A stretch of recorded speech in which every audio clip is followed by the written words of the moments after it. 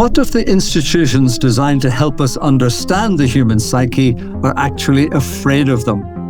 Hosted by Dr. Michael Montgomery, this podcast explores the uncomfortable questions. Together we'll examine how the mental health systems meant to heal us instead perpetuate cycles of dependency. Welcome to the Psychophobia Podcast.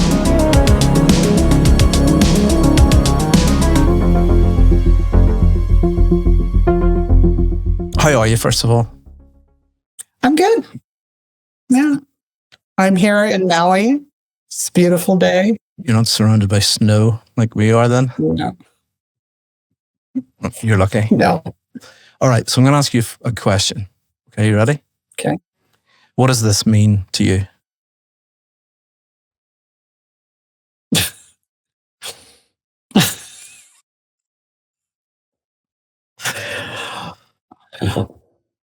The book? Well, you laughed. What was the first thing that comes into your mind?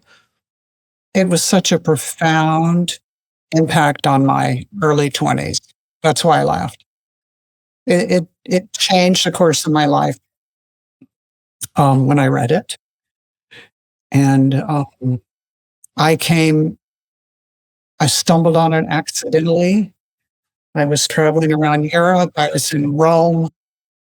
And there was a bookstore that had books in English. I'd already read other things by him, but that one really just kind of shook up all my molecules. So the book, in case people don't know, it's already Laing, The Divided Self, which is very much still in print. And elements of it probably, I mean, it's a classic in many ways. But you're being a little bit coy, aren't you? Because you actually spent a lot of time with Ronnie. Well, I did. And partly that was because of reading that book. I knew I was going to be in the UK for 3 or 4 months, like 1970, might have been 71. And I thought, wow, this is fascinating. I was not a psychology student at all at that point. I had been to college in the US, and I went to a college that allowed for foreign travel and study. It was hippie college back then. And I thought, what the heck? I had read Politics of the Family, one of Laing's books. It's actually a little later one. But I'd read it, and I was very much into political activism and philosophy. I'd never really heard, seriously, I'd not really heard about therapy at all. I mean, I knew people went, but I didn't know anybody in therapy then. So anyway, I thought, well, I'll just call him when I'm in the UK and go talk to him. It was a little arrogance of innocence. Well, I love that. You're just following your bliss in a way. So when you phoned him, did you actually get to speak to him himself, or was it like a... No, because he was in India. Oh, that year he took out? Okay, fascinating. Right, so yeah, so... However, there was an organization of sorts around him, the Philadelphia Association, and they had gatherings. They had what they called a study program. And the guy I talked to was Paul Seal, and he was close colleagues of Laing's. And he said, all right, why don't you just come around to one of these study groups, these gatherings in a basement somewhere in North London. So I did. And that's how that got started. And I never met him that time. I was hooked, though, hooked on the whole. It was the political scene around recognizing that the psychiatric movement was one of the biggest oppressors of people. So I had come out of kind of marching against Vietnam and marching for feminism and all that. And now I was just fascinated because I realized that the oppression starts in nuclear families. And that it's not talked about. And he was the first one I read that talked about it. I mean, now there's millions of things written about it. But he laid it out, how we're mystified. And when I read Divided Self, I didn't think that I had a mental health diagnosis, but I did think, oh my God, this is so familiar. This is what I go through. This is how I've been mystified. I now have that word by my families.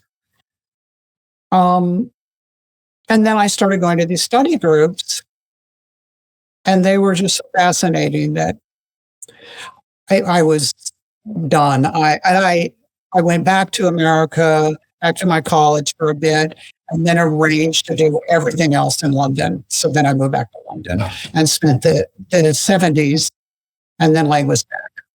So then I got to know him. I got involved very heavily with the households that grew out of Kingsley Hall, which was Laing's original household. And it was a place where people could come. Many people came out of mental hospitals with pretty intense psychiatric abuse and diagnoses.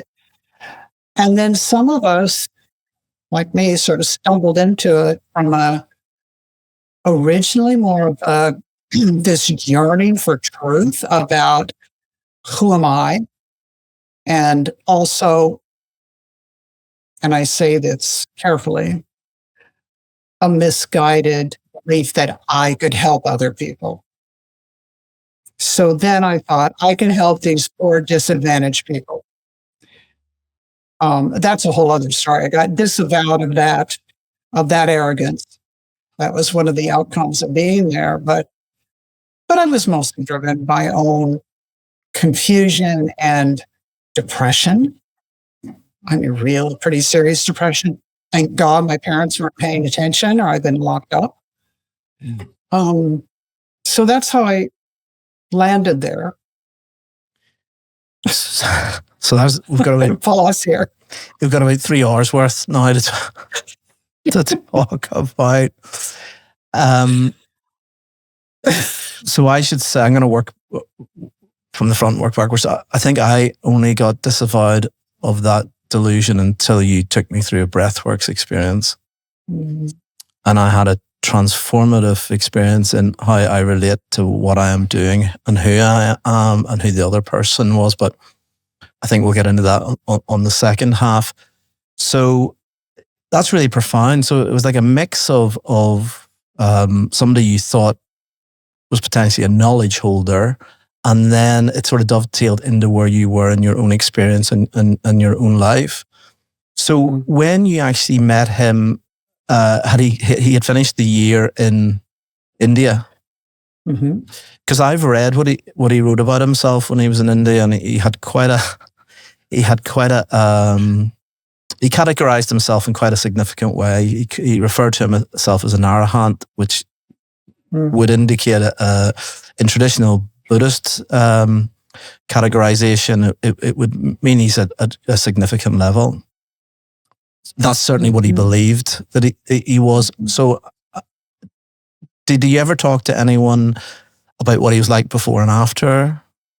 Did people notice a difference in that year? Yes. I obviously didn't know him before. He had a lot of almost contradictory things he said about that year. I mean, and I'm going to characterize it from what I can remember, but he got disillusioned in India also. He's always been a studier of spiritual mysticism, and taught me a lot about early Christian mysticism, early Jewish mysticism.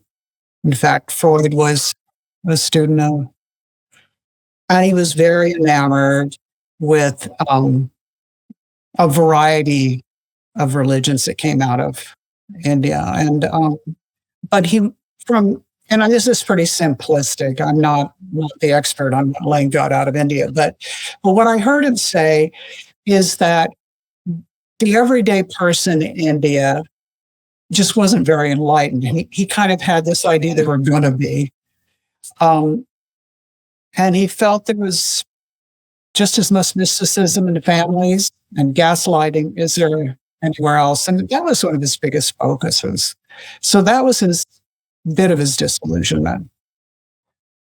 And as far as him being a high being, I have to say I can't argue with that too much. He was not just intellectually brilliant. He was plugged into something that most people aren't. That was, I don't know if I call it transcendental. It was certainly deeply compassionate and incredibly open-minded, a wider view of existence than just ordinary consciousness gives people. So I think after India, in a way, he was more grounded, because I think that he was enamored with spirituality. And like, again, these are just, I was in my 20s, Michael. I mean, I don't, this is only grounded in personal experience and my reading of them. But that was my experience. He got kind of into these body-based things, very into yoga, really brought yoga back. That was like central. If you're going to be involved with him and his people, you're going to do yoga. And then he got into, just to touch lightly on it, to rebirthing. Stan Groff spent some time there in the early days of holotropic method, before it was what it is now. He got involved with Boyer from France, who was dedicated to birth without violence. He was very interested in prenatal life and then the stages of development. So got very into the body. It's kind of interesting. Because, a lot of these traditions, yoga is nearly absolutely part of it. And I think one of the things that I witness is it kind of stops people getting too much into their mind, right? So if they're doing sort of bodily work, and I think what's been unhelpful is this term mindfulness. I prefer the word awareness, because it takes in the whole body, whereas some Westerners, they get into this idea of mind and mindfulness, and I think something's lost. And I notice in a lot of the traditions, even in, the stronger mind traditions, they always have a yogic component. So even Dzogchen, where it was very, very focused on mind, there is accompanying sort of yogas that one can do. My experience of Ronnie was going into the mental health world as a change of career, and being horrified by what I was witnessing. This is in like 2006, I think. And then very luckily, Adrian Laing had re-released his biography. So I just picked it up off the shelf and I'm reading. I was slipping into this deep despair because I just couldn't understand why, this was in London, why people were being treated the way they were. I saw people who were like completely presentable, and then 3 months later they were physically unrecognizable. I knew it was the medication. Everyone else seemed to be in denial of this, and we're just sort of so stuck. And then when I read his book, it was like Ronnie was whispering, and he was saying things like, this is not the side effects of the medication. This is the effects of the medication. That was like... So I was halfway through the book, and I lived in East London. I literally threw it down and walked to Kingsley Hall. That's how inspired I was from Mile End to wherever it was. But jumping back, there's great parallels here with what I would call a ram raid on the transcendental. So you get people with, and it's not a criticism, but have a limited base of experience or spiritual practice or any sort of practice, and then they maybe take a psychedelic, and they have a experience that sort of shatters through but there's no foundation with which to hold. So I think that the fact that he was going to India and immersing himself in these quite heavy insight practices without a foundation and able to come back, and it seemed to have some degree of integration. I think that speaks a little bit to who he was. For people who are only tuning in, we're talking about Ronnie Laing, who was a very famous psychiatrist from the sort of 60s and 70s, who certainly still features large in my life, and I think yours too. Because 11 years now you've been running a symposium on Ronnie? 13. Wow. Do you want to say a little bit about that? Yeah. I'll go back to that in a second. I just wanted to add about mindfulness and then the notion of mind-body, right? I think it's a false separation, but in addition to yoga, Ronnie turned me on to get acupuncture treatments regularly. And so, and of course in England, that was somewhat mainstream. Homeopathy was mainstream. So all I knew was that you treat the whole body. So I was in psychotherapy, something I didn't think I was going to do, but once I was there, that's what you did. So I was in psychotherapy 4 times a week and getting acupuncture, doing yoga. Just to say, it was phenomenal. So, for a variety of reasons, I left the UK and kind of pulled away from the scene around Laing. First off, he died pretty soon after I was gone, but my main mentor, analyst, training analyst, the person I really looked up to is a man named Hugh Crawford, the psychiatrist himself, a very close friend of Ronnie's. And he did die before I left. So I came back to America, and I don't really remember the entire trajectory, but got very much more involved in getting back to what I think was kind of my roots, and started studying shamanism. We'll talk about that later. But I was going back and forth to the UK again, because I spent about 4 years in Cambridge. Another long story. So it's going back and forth. And my close colleague, Dr. Michael Thompson, said to me, hey, we're going to do this weekend in New York to honor the 25th anniversary of Ronnie's death.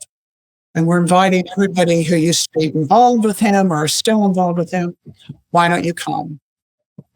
And honestly, I haven't thought about Laing much. I mean, I thought about him. I was so imbued with all that it just was part of me. So that's how it started.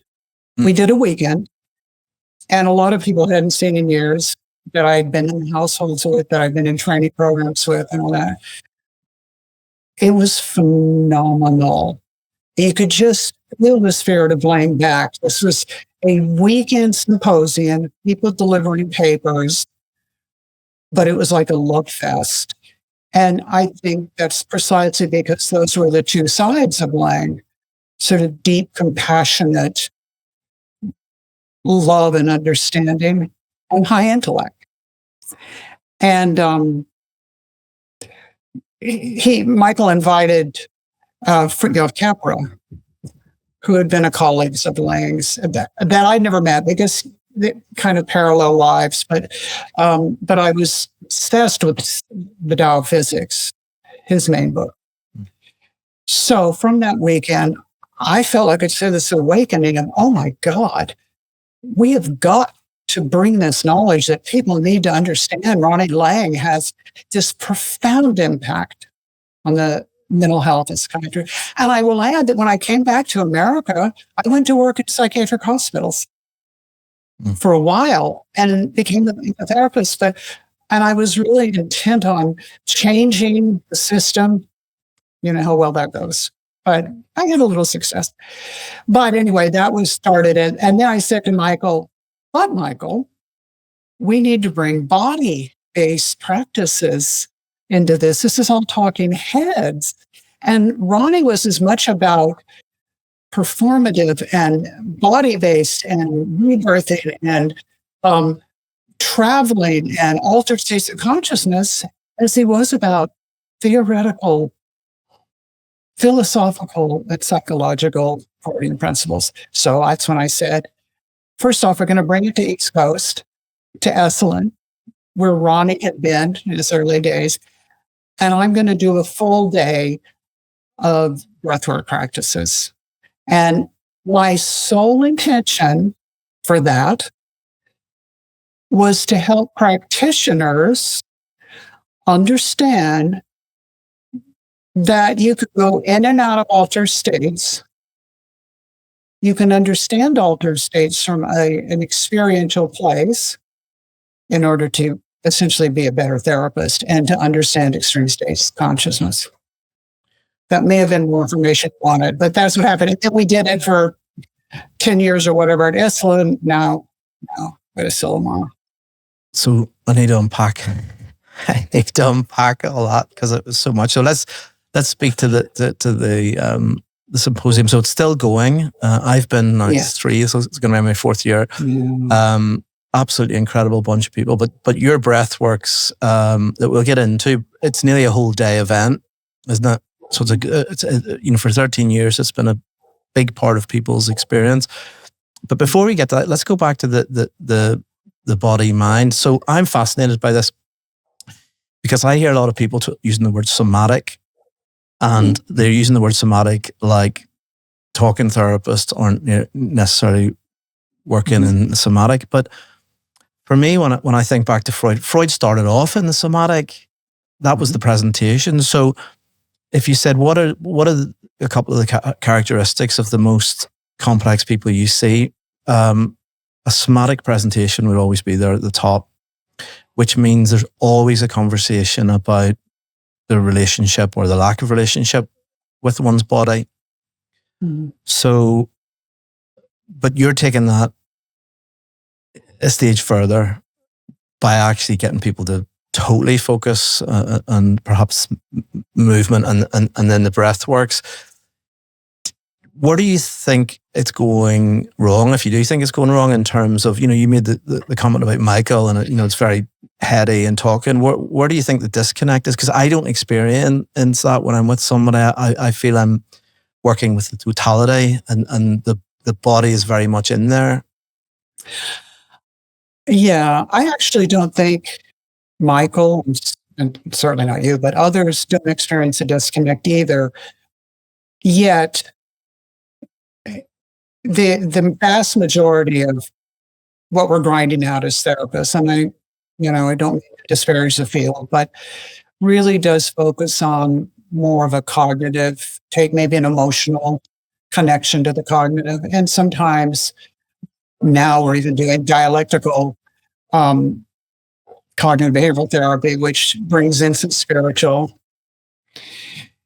And I think you can, because we're not separate brain body, mind bodies, you're going to have somatic experience no matter what. I think it's kind of what you're saying.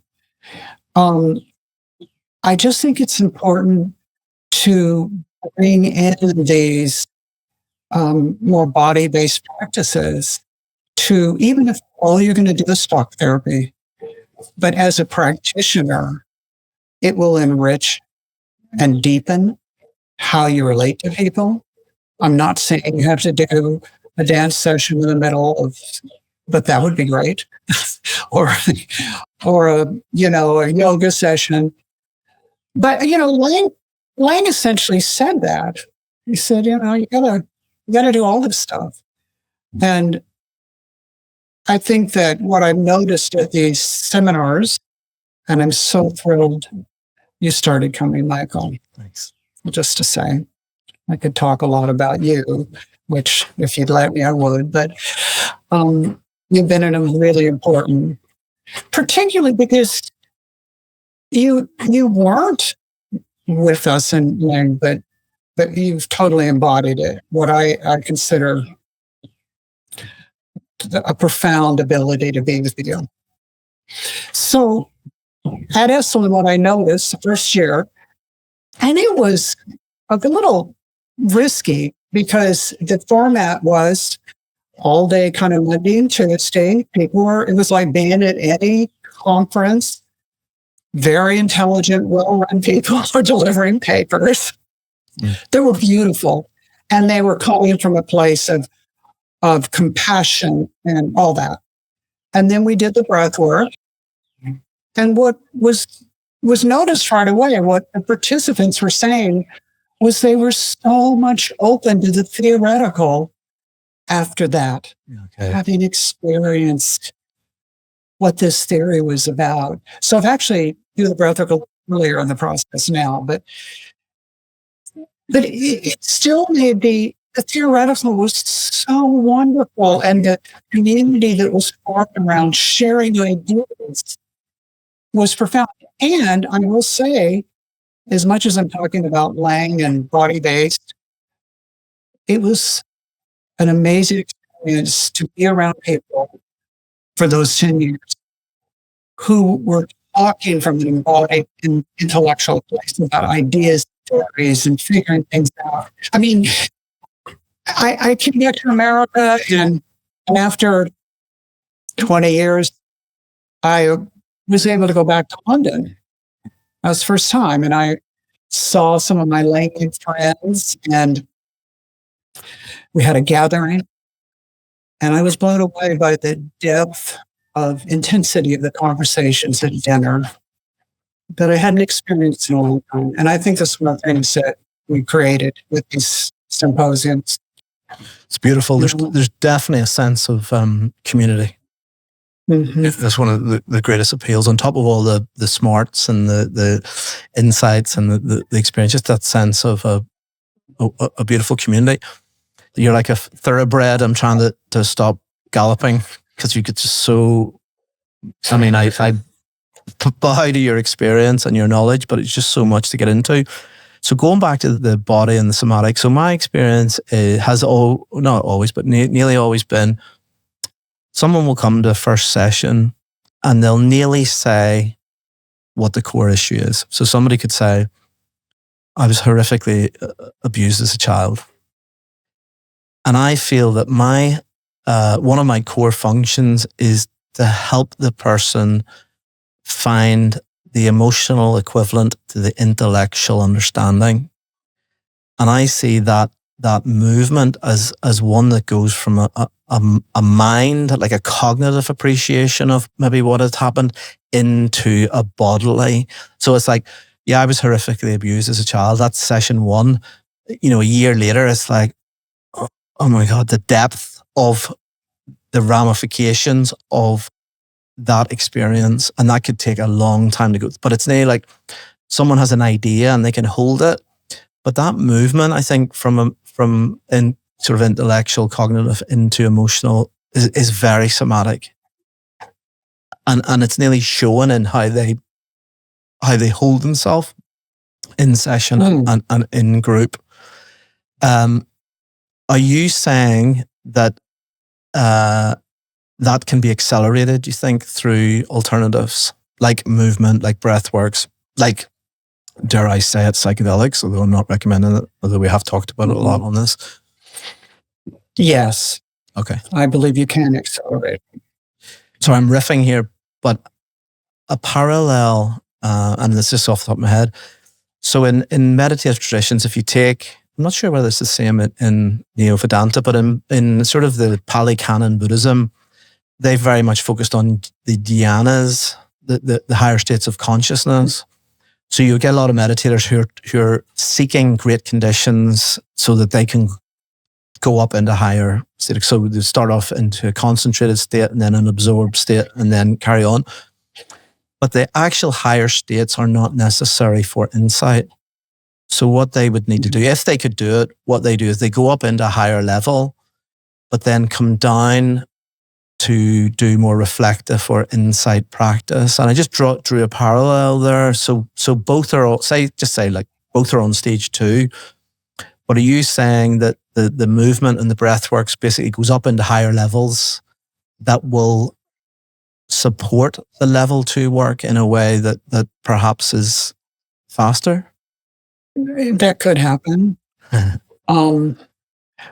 When I think about it in terms of indigenous shamanic practices and the concept of lower world, middle world, upper world, Jung talked about this a lot. What can happen in breathwork is you might journey to the lower world, which is, it's still, in some ways you could say that is going up into a level of transcendence because you are having a transcendental experience, but it might be one that is filled with discomfort.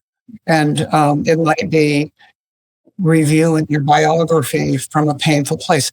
It might be plugging into the pain of other people around the world. Or sometimes people have very much have what they call upper world experience. So they feel like they've seen God or angels or the universe. Or flying around Esalen like an eagle. Yeah, that. But people become animals. But, and sometimes people lay completely still during breath work. And other times they're moving their body to kind of mimic that flying like an eagle kind of thing can happen. But either way, it's imaginal. It's imaginal.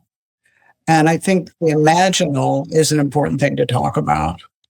That our brain, our physical brain, as you probably know, doesn't know the difference between an imaginal experience and an actual physical 3D experience. I.e., that's how athletes practice imaginally and then improve their sport. And that's the most simplistic version of it. But I think that these imaginal experiences, altered states of conscious experiences, can shift how we hold and what we believe about ourselves, what we believe about the world, even our story about our past. And there's a lot to unpack there, but there's a lot to unpack there. So just let's take the athlete. So on one level, if you take a professional basketball player and ask them to throw at the hoop and ask them to miss, a lot of them will struggle to do it because they're so tuned in and practice. But also, what I was told was there's a visual component. So they're kind of like visualizing the it going into the net, and they can't sort of unvisualize it. But I thought how much of that is what I would call the subtle body.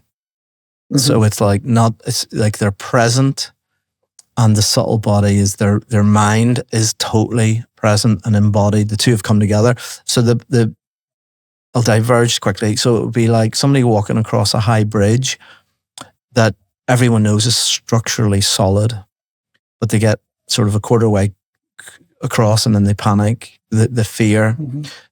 So their subtle body is out of sync with the physical body because the subtle body's about the fear of falling and all the rest of it. Now, if you did the work with them, you might be able to get the subtle body to come back into the physical body, and then they realize, okay, yeah, let's see if I can walk across the bridge. So do you think it's somewhere in that sort of area where So let's get into Breathworks a little bit. I was going to plug your book as well. Thank you. Soul Whispering, The Art of Awakening Shamanic Consciousness. I think of you as I have to choose my words carefully because sometimes you tell me off for using the wrong words. I think you're probably one of the best in the field in breathworks, and you've got an incredible reputation, and that's partly why we're going to Ireland together to share that. Talk to us about what is breathworks. Well, it's interesting because these days that term has been kind of co-opted and used by a lot of people. And what it's I've seen. It's used to talk about a deep breathing exercise. A lot of yoga teachers use it, and they sometimes put music to it. So what I know to breathwork to be came originally from Stan Grof. And he was looking for ways to let people go into altered states once psychedelics or LSD became illegal. That's kind of how it started. And he designed this method that goes like this. You lie on a comfortable mat. He puts on, or this is what you do, you put on music that has been put together, usually without any words, to move you through a journey. It's very intentional. It starts with what you might consider more low chakra music. It's very tribal, heavy drum beating, kind of moves up into the power center. And there's heart music, and then in the end, there's sort of a music. So that's the music. These journeys last anywhere from 1 to 2 hours. I have found over the years that people are more open to these kinds of journeys. I used to always do 2 hours. We need to do an hour these days. It's an interesting shift in consciousness. So you have the journey. Typically, there's a person laying, doing the journey, and there's a person sitting next to them. So just hold space. Make sure they don't bang their head on something. Take care of them, but also hold important role of holding psychic space and paying attention to that person. And then there's 1 or 2 people that are usually trained and skilled at this, that are working the whole floor and might come over to a particular breather, pay some attention to them. I mean, I could give you a lot of details about those kind of review. And then people come out of it, and then we do some kind of circle where we do some integration work. Jacqueline Small, who worked with Stan Grof at Esalen for years, she brought more of the psychological into it. Mm-hmm. So there's processing. So it's not just the journey, because people can have very extensive journeys, flying like an eagle, going back to when they were a baby. It's whatever is in the cellular memories that's up for healing. And, people go into it often with intention. So I want to decide what my next career is going to be. And the journey doesn't seem to relate to that at all, because our body, our psyches are going to take us where we need to go. And what makes it different from using psychedelics is that, well, it's not as out of control. You haven't just taken this psychedelic and now you're in for 8 hours or 5 hours, whatever. It's like a dual consciousness. I mean, you're very present in ordinary consciousness at the same time, the altered state. But I do want to say that what's so important to me is the processing, the integration.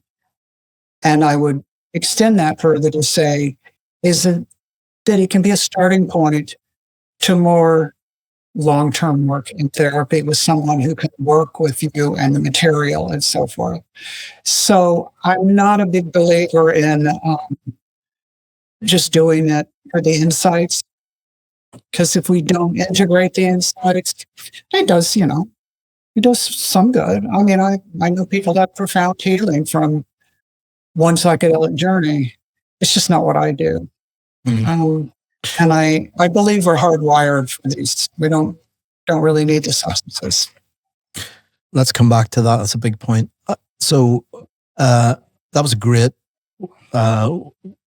explanation. So I think, like, therapy, this is a broad space.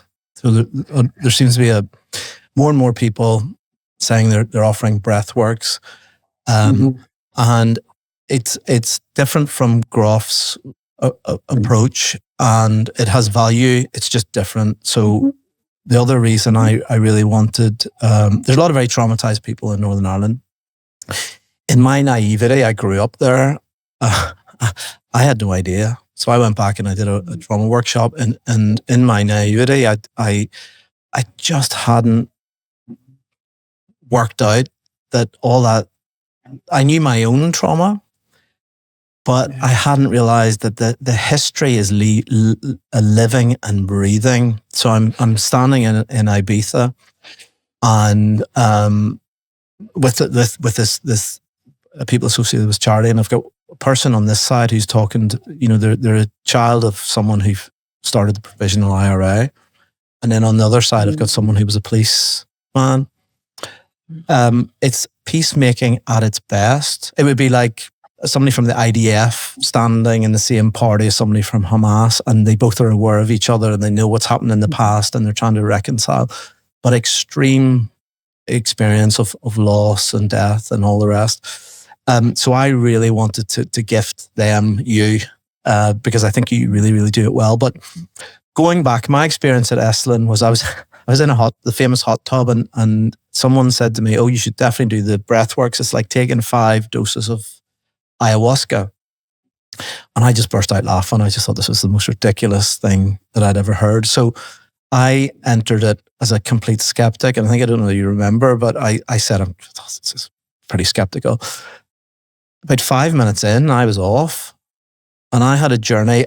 I'm very aware, you create a wonderful space. So you set up something that felt very sacred and very deep and very special.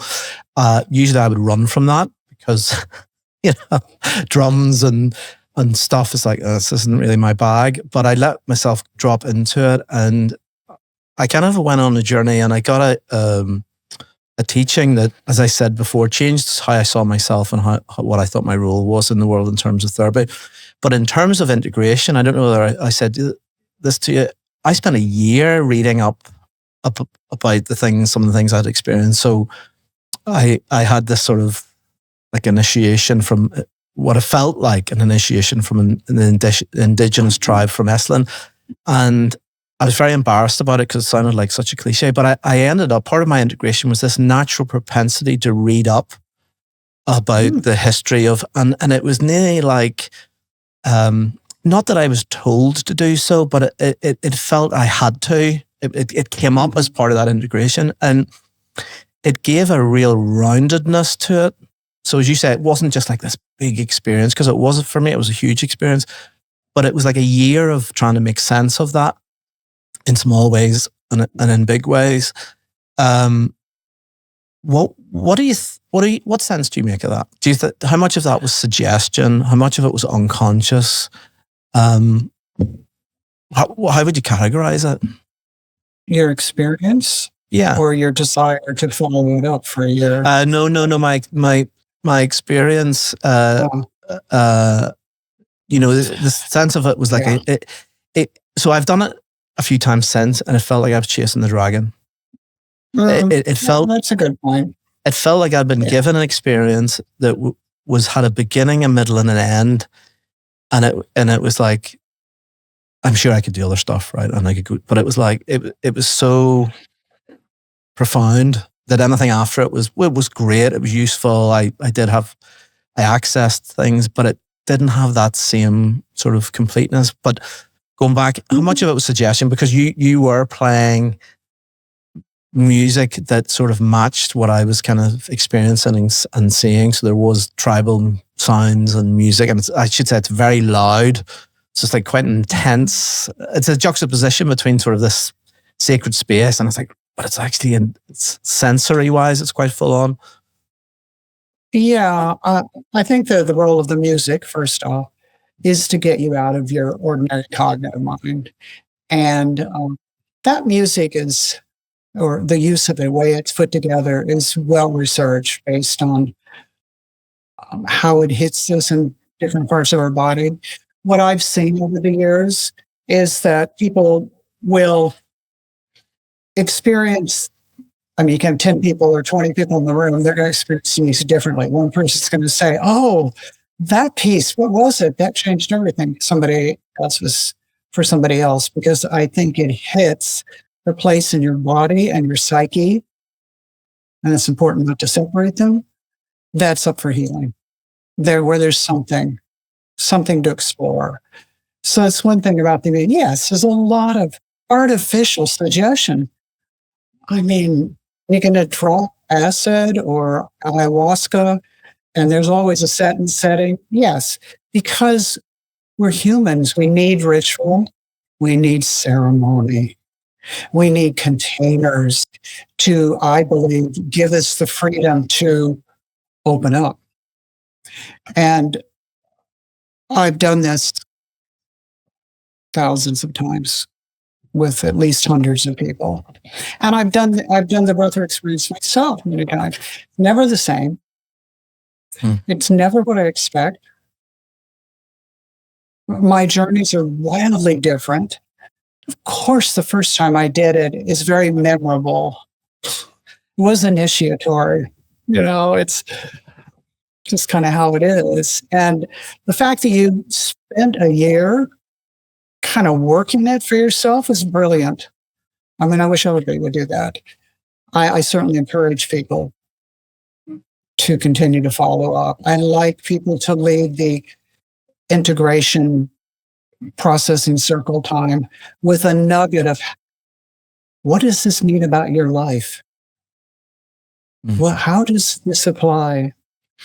And I think it also plugs us into collective consciousness, as Jung would say, or just the shared humanity. And I had an experience right after 9/11. And I had done a lot of breath work at that point, so I was kind of used to the place I went and how to work it.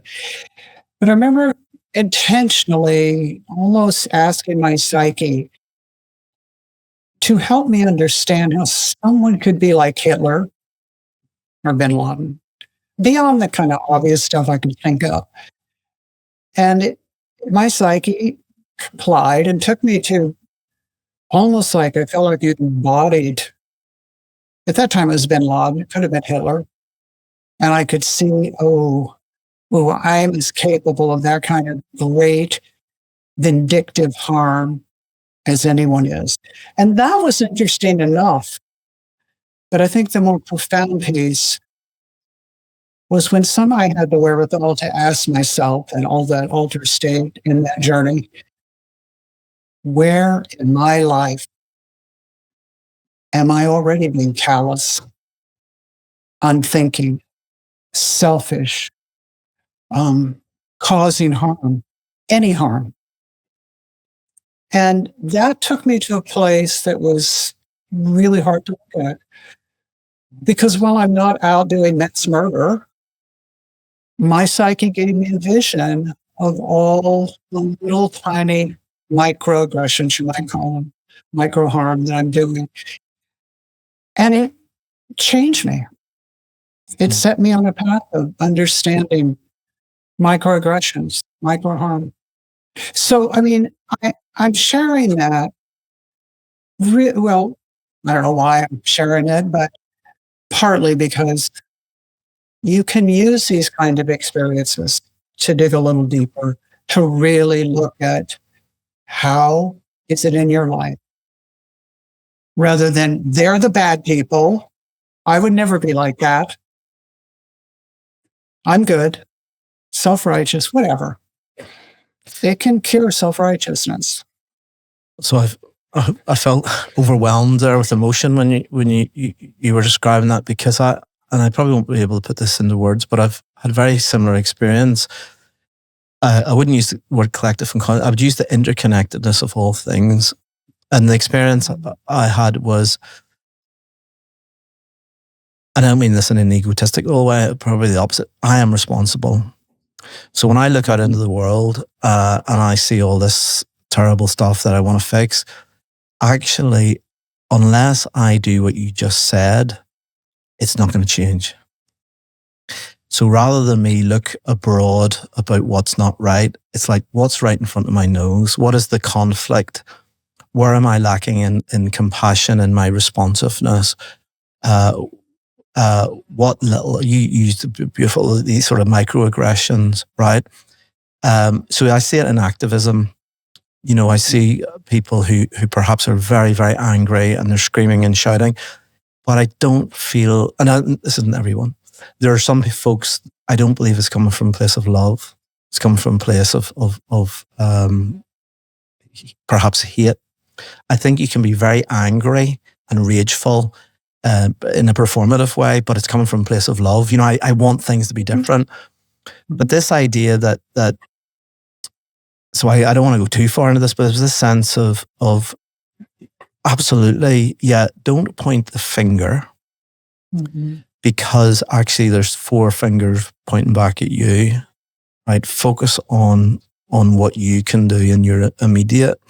Well, you brought in Hitler, so I had this sort of trip on Hitler where it was like, if you look at the integrative sort of approaches to different levels, and if you think of Hitler as in a state of tribal consciousness, I looked at Hitler as he'd peaked.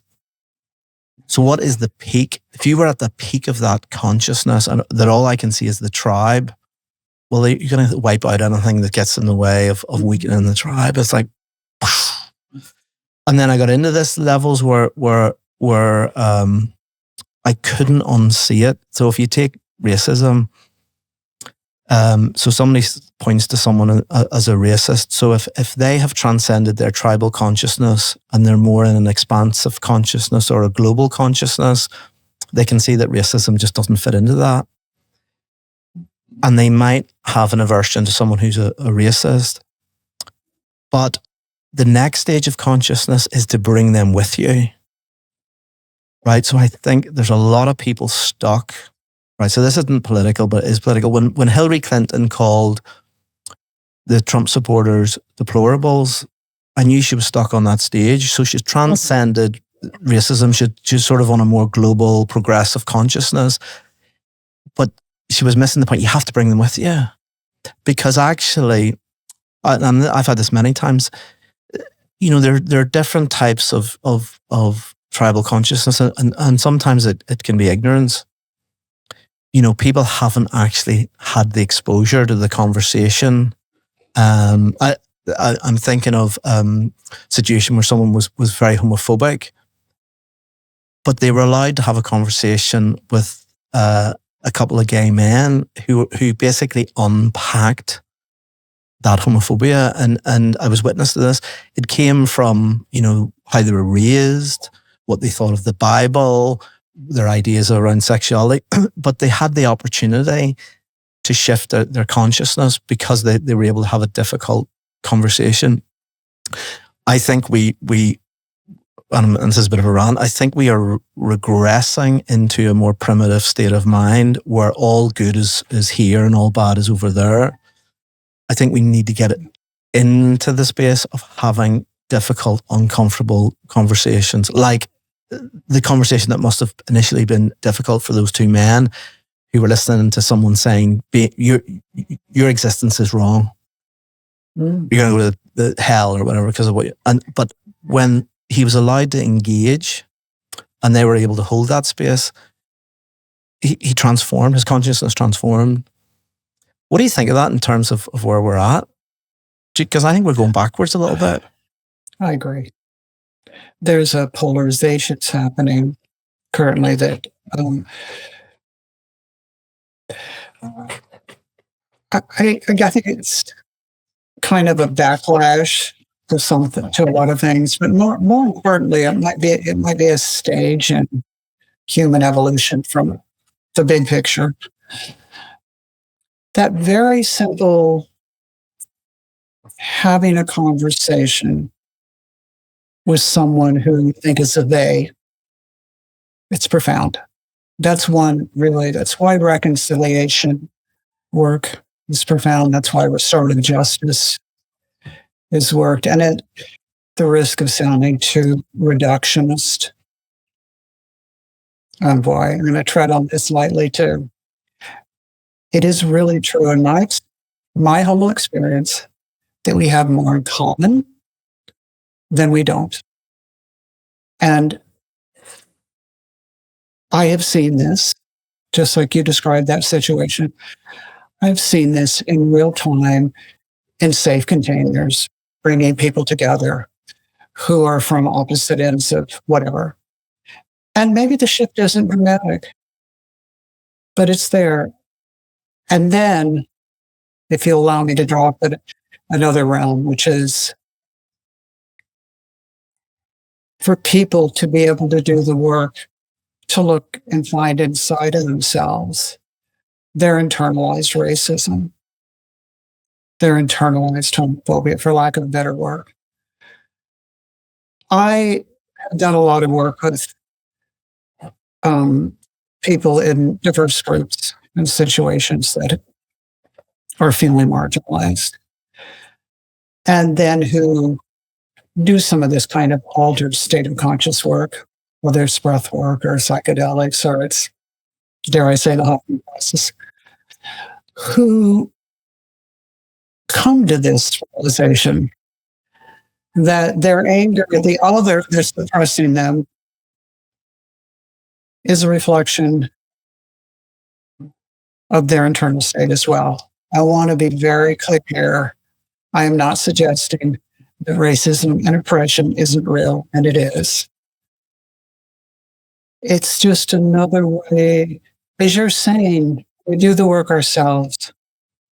That's how we can then be of service to work with others, to heal others. And yeah, I have a lot of those stories. So one of the things I use the word, I can use it too, social phenomenology. Mm-hmm. So I'm really into, the phenomenological experience. So trying to find out. So I moved from what's wrong with you to what's happened to you to what is that like for you. Mm-hmm. But you made a great point, not at the exclusion of the context. So I might talk to someone about what their racial experience is, but not in isolation of society and what the life that they've been thrown it into. I'd make a parallel, which has come up many, many times. If someone who's in an abusive relationship may not know they're in an abusive relationship. I've worked with people who have been they've thought they've had a partner, and the partner was really they're manipulating them to be sex workers. Mm. It took a long time for them to realize that wasn't your boyfriend, right? So it has to be, what is that like for you, but in the social context, right? And I think that's an important distinction to make. Do you think, what would be the accelerator to so you mentioned altered states. Do you think that's the accelerator to bring people? I mean, because not everyone can have those conversations. Not everybody wants to. Pause that. I want to tell you something first. I was asked to it was actually by a pastor. He asked me, could I help his church talk to their enemies? Right? Because I was doing a lot of peace and reconciliation work. So this was in Chicago. So I went along, and what it was they had an environmental group, and they wanted to talk to climate deniers. Right? So I thought, this is fascinating. So I went away and thought about it, and then I came back and I did a presentation, and I talked as I do. And then my big reveal was, how do you talk to people who are fearful? It was like pulling back a screen. They then asked me to do it for the whole of Illinois. So all the stakeholders in these environmental groups. But it's such a simple idea. So I thought, I looked at their enemy and I thought, what do they need? What is their core need here? And their need was fear. They were fearful for change and fearful for this and that. But the change in the room from, I want you to help us to talk about our enemies, these climate deniers, it's all their fault, they're fearful. And I think the connection was because we share that need. Mhm. So if you go, okay, my need is to protect the tribe, right? I can relate to that need, but we need to talk about the strategy. So so if you take that to the max, I came from a society and you get the two sides around the table. Okay, what do you need? We need their people to stop killing our people. Okay, great. What do you need from them? We need their people to stop killing our people. Okay, great. So how have you been going about achieving that in the last 30 years? We've been killing their people. So it's like the conflict is always, I believe, on the level of strategy to meet the need, but there's no conflict in the need itself because we all share them. I mightn't be able to meet your need, but I can resolve the conflict if you can acknowledge that need in me and I can acknowledge one need in you. That was Marshall Rosenberg taught me that. It could take a year. It could take 30 years to get us around the table to go, okay, I need your people to stop killing our people, right? Because for 30 years, my strategy has been to, you kill one of mine, we'll kill one of yours. So how do we de-trigger people so they're not constantly in battle mode and they can put on ears where they can go, okay, they are also human, they have also needs, but there's a tragedy here in how we're going about to meet those needs. Going back to what you said, which is we've potentially more in common than not. Yeah. That's beautiful, Michael. Brings up a lot for me.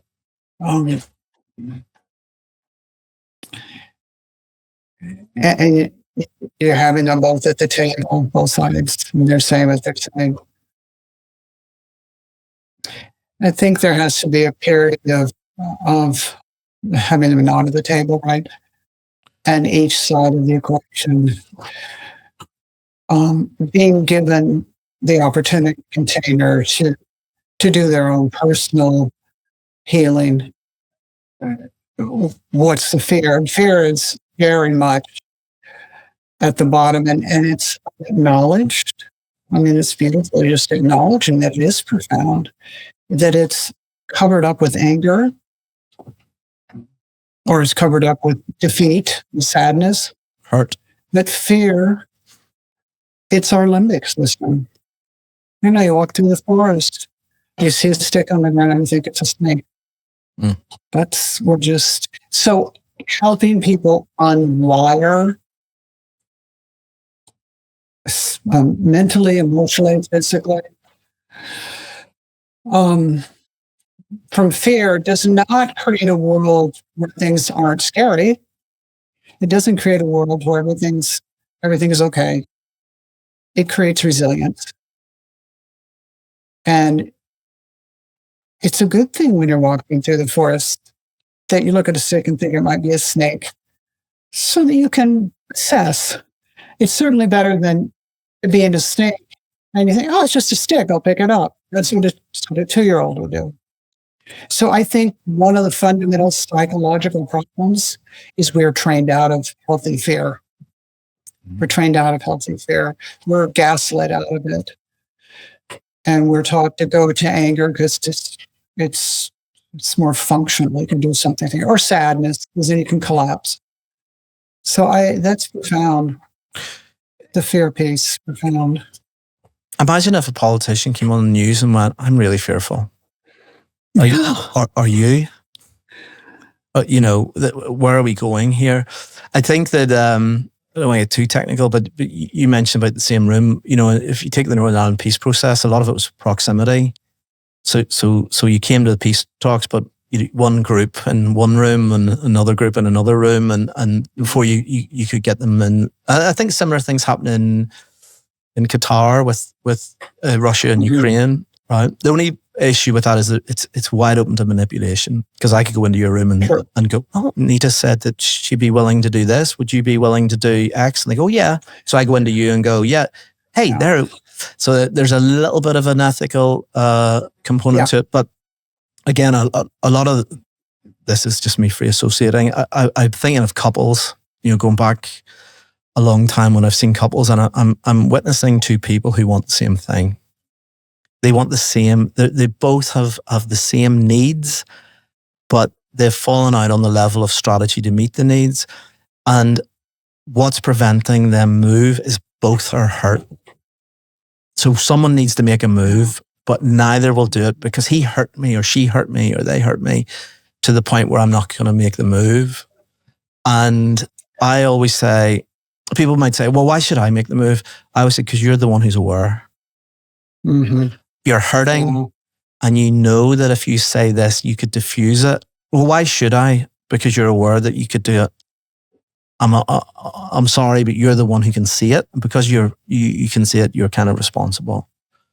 But it's so painful to witness that two beings or a group of beings actually want the same thing, which I would say most people in America want the same thing. Is that controversial? They want peace and connection and their daily bread and da-da-da-da-da-da-da.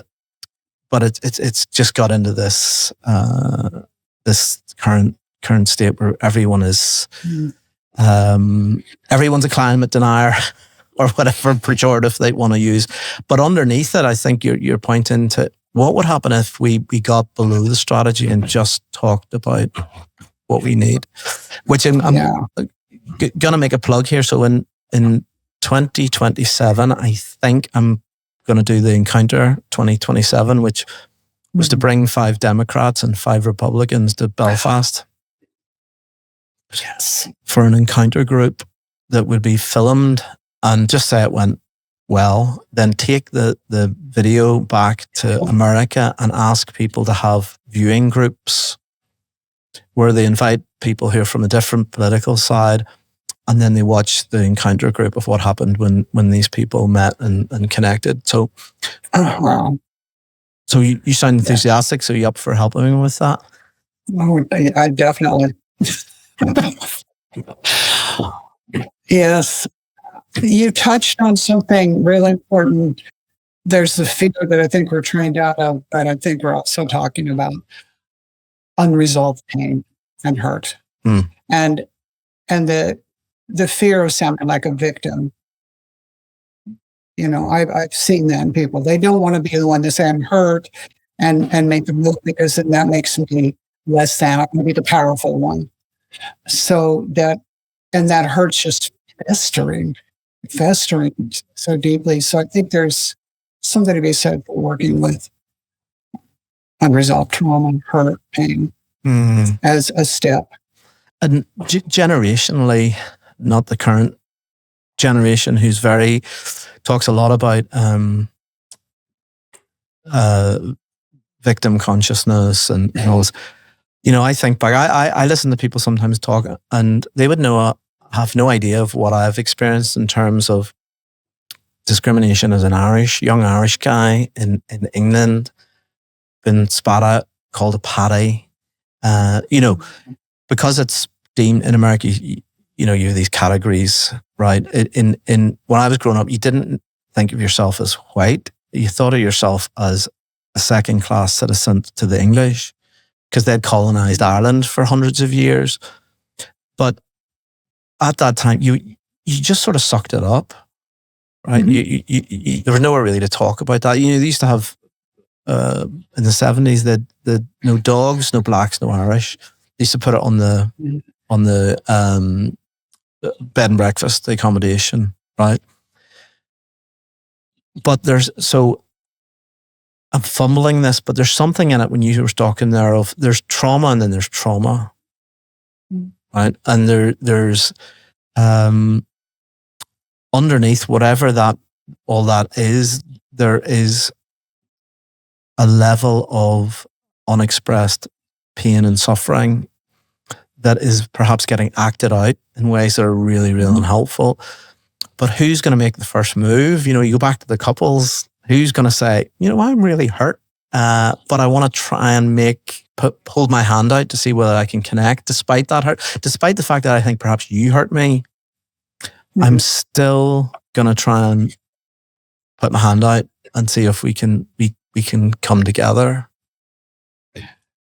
Well, I think that's one of the ways that you can process unresolved hurt. You speak it. I mean, the other way is to do it without the other person in the room. And I work with people a lot, doing experiences where we encourage people to go into all the hurt and to express and speak out the rage, the hurt, the pain in a contained, safe environment with the path to forgiving. Mm.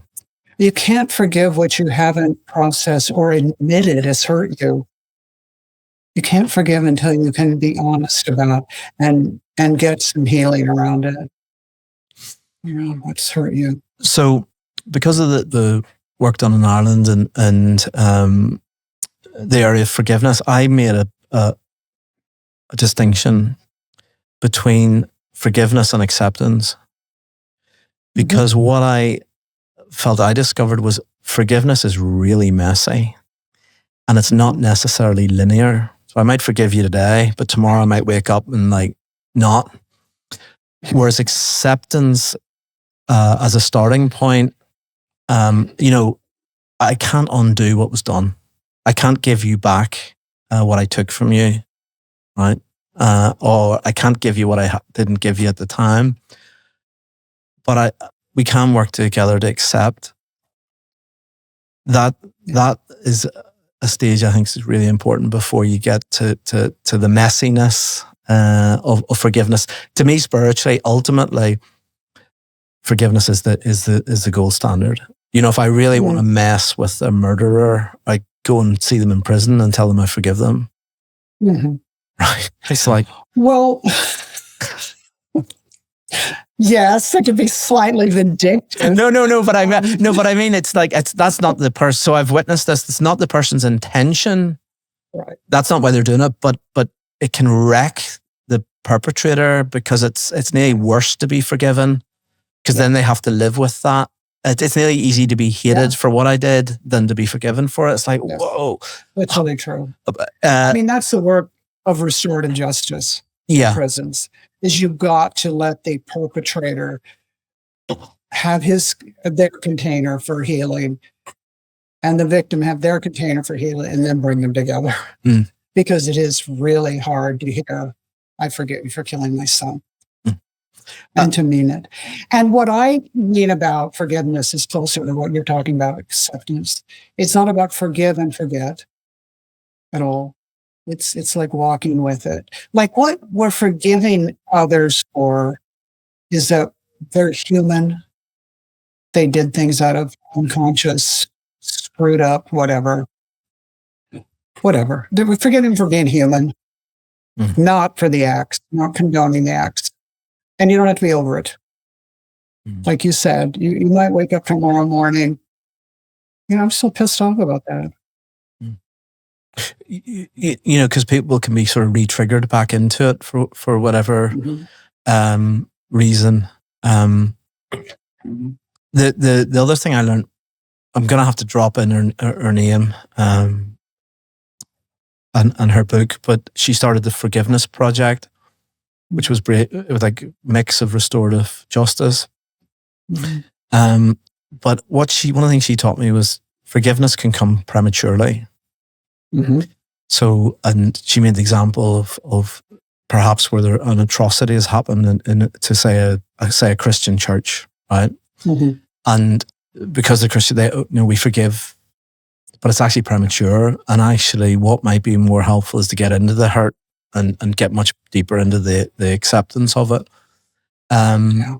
So that's why I make that distinction. I've had these lovely experiences where I've brought someone to the point where they can get to the point of acceptance, and they can get to the point where they've brought in their victim consciousness into their awareness, and they've seen the offer of shifting into survivor consciousness, and they've actually said, so what I've brought into their awareness is their victim consciousness is part of their identity.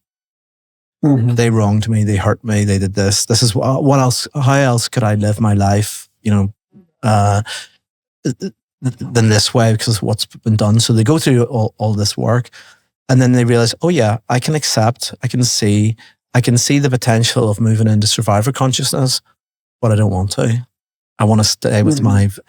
And I had so much respect for that, because to me, there's an agency in that, because it's all in awareness, but they kind of know themselves and they're deciding. That's much better than being in it and not kind of in a way realizing that you're in it. Yeah, I think it's a place that you can choose to be. And I would like to encourage people to take that next step and move beyond letting that hurt define you. But I get it. It's an identity.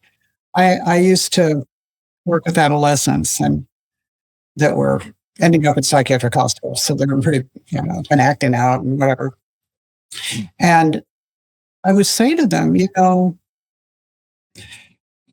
what are you afraid of if you step into your authenticity? The response was often, well, then I'm letting them off the hook for how badly they were trying to treat me. And there probably is some truth to it. Okay, so this is really important. Just because I accept what was done doesn't mean someone stops being a jerk. That's right. Or just because I accept what was done doesn't stop someone being a horrific abuser. Right. That's a really important distinction. It's very important. Yeah. It's very important to say you're not condoning it. It's very important to acknowledge that. I think forgiveness primarily is for me to let go. Yeah. And there's a difference between forgiveness and justice and accountability. Yeah. That's also important. And those are important, very important components. But there's something really empowering about someone who realizes, and I keep using this as an example, that by accepting, not forgiving, but accepting the abuse stops the abuse. Because some people are continually abused by the abuser because they haven't actually accepted. Very difficult territory, because I think if people are listening to this, they might be like throwing things at the screen. So just to reiterate it, just because you accept doesn't mean you forgive. Doesn't mean that the person stops being the person that they are. Right. But the point about acceptance is I can't change what happened anyway. So usually a lot of the difficulty is I want it to be other than it is, but you can't change what happened. So by accepting it, you free yourself from the continual re-traumatization. Right. Yeah. Change the story. You're changing the story. Of who you are. Yeah. Change the story of who you are. That you've been defining yourself by that trauma, that abuse. What if you didn't? Doesn't mean you're denying the opposite. It's a real conscious move. Yeah. And, this dovetails into, sort of extreme complex trauma and substance use.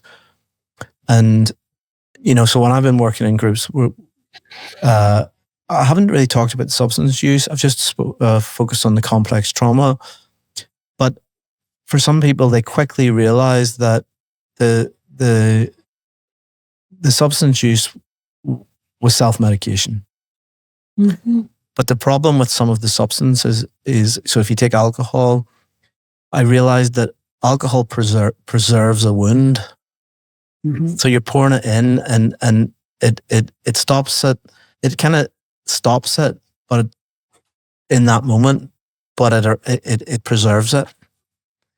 So when you stop drinking, it's still festering. It's still there. And I find that when people make that connection, the substance use starts to take care of itself. It's really profound. Mm-hmm. But again, it's this idea of it's only an informed choice if you're informed. Right.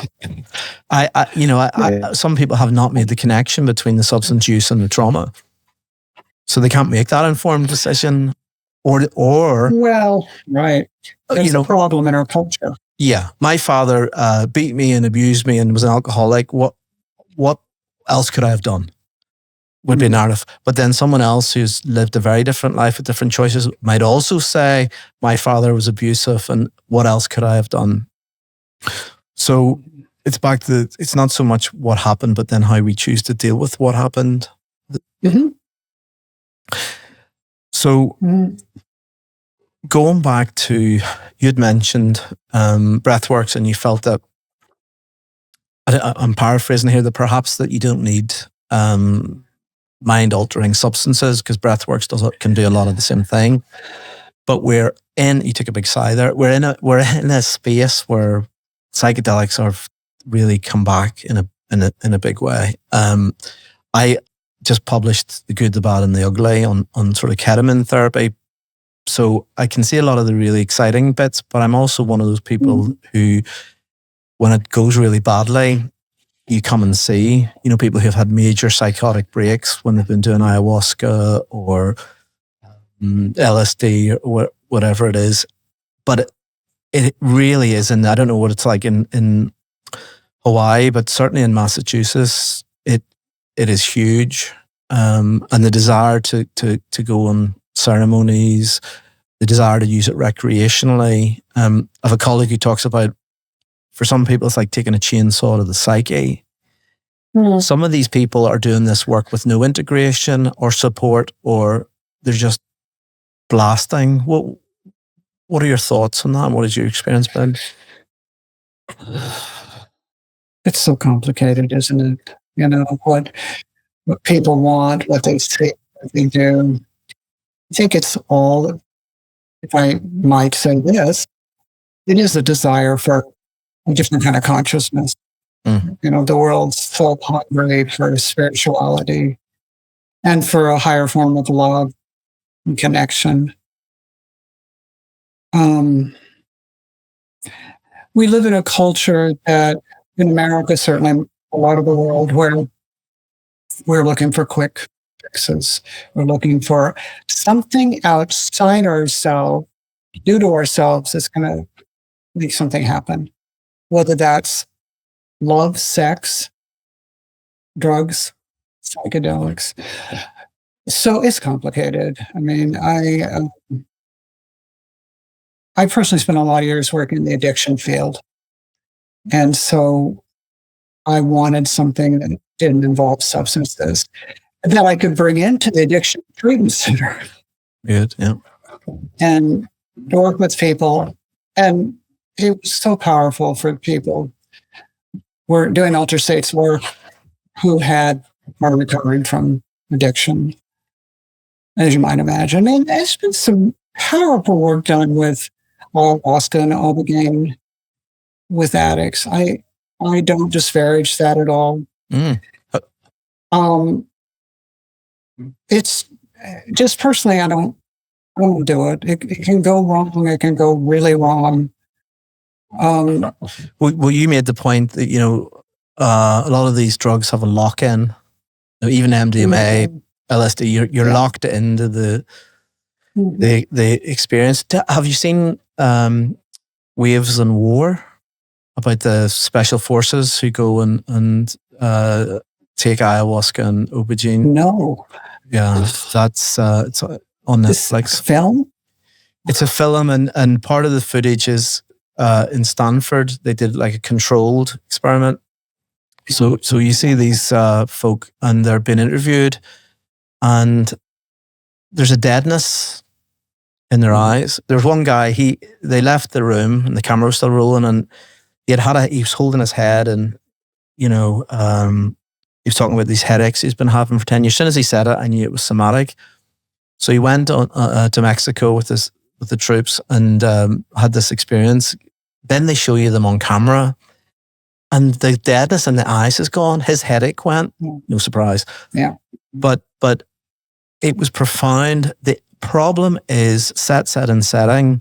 They were with their colleagues, right? So some of them were, they were at the end of their rope. Their families were at the end of the rope, but they were kind of bringing each other into this space. So it wasn't like just going off and doing it randomly. One of the issues I have is expectations. So if you take psychedelics, you take even open dialogue, right? Families and people who are in difficulty, they read these things and then they think, right, I'll have that big experience in the same way.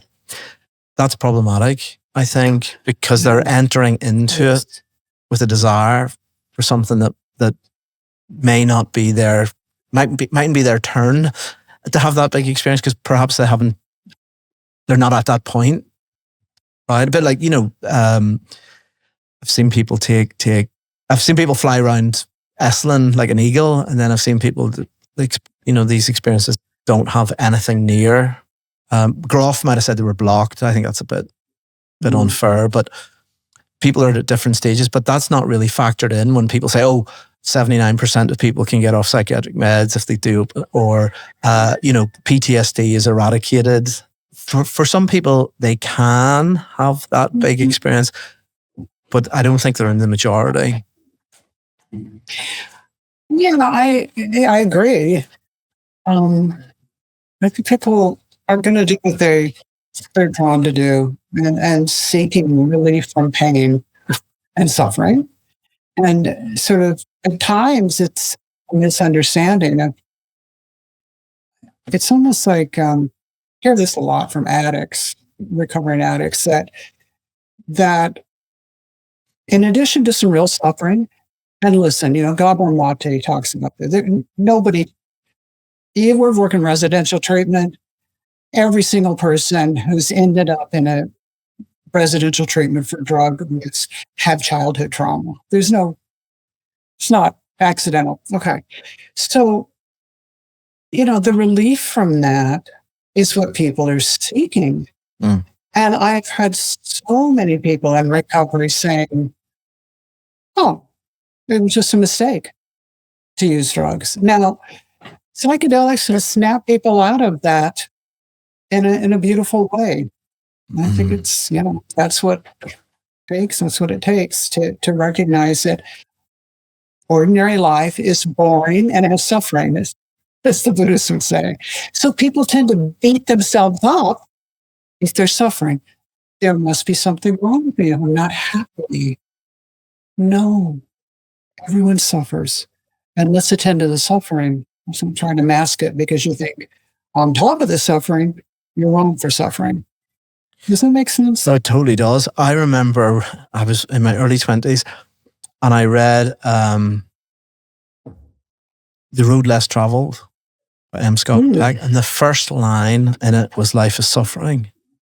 Yeah. He had a little asterisk and explained it because life is suffering because in Buddhist terms, but it was literally, I remember it like it was just, I read it and went, oh, I thought it was meant to be not suffering. I'm suffering because I think I'm meant to be not suffering.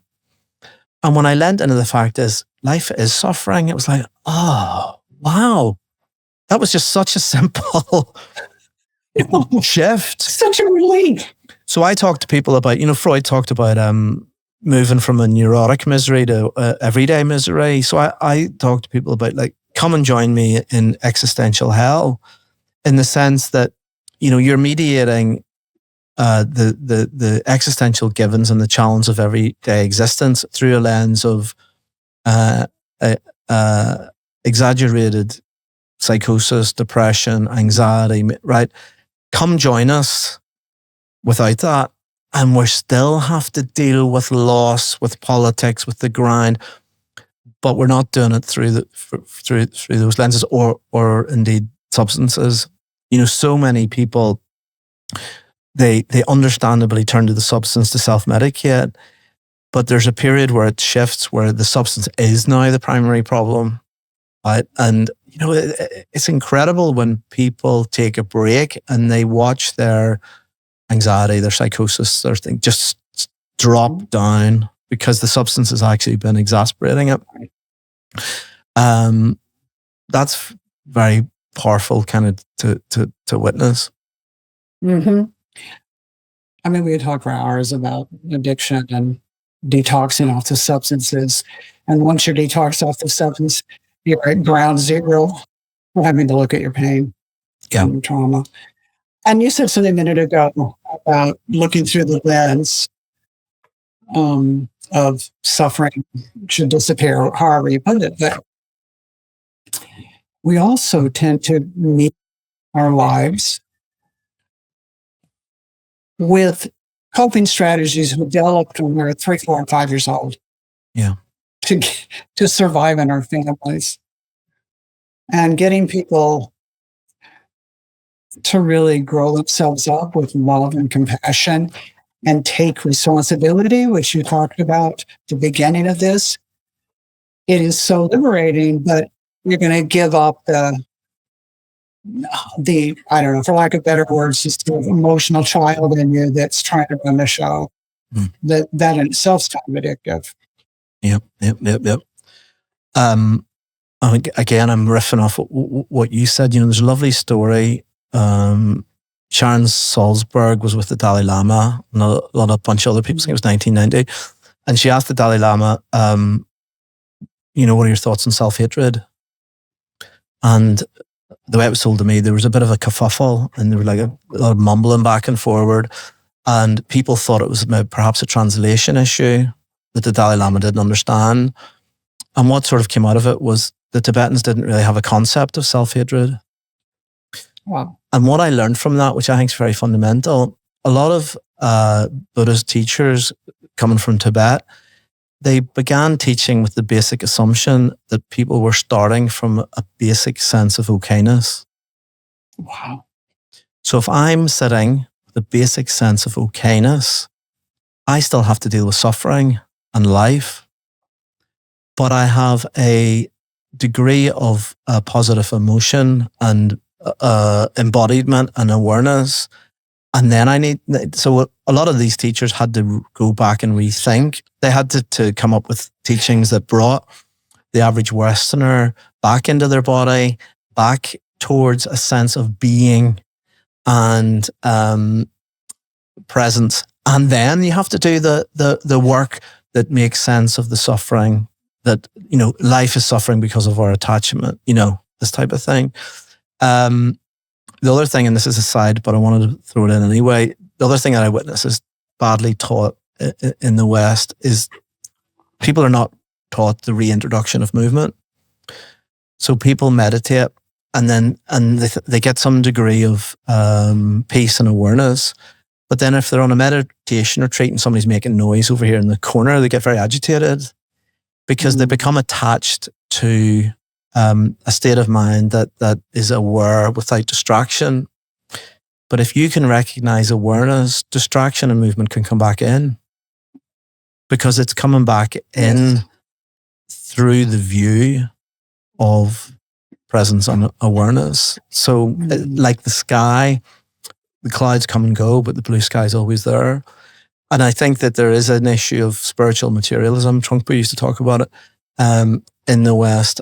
And it comes back to this idea of, you know, things should be other than they are, when actually there's more value in starting off from the point of things as it is. Mm-hmm.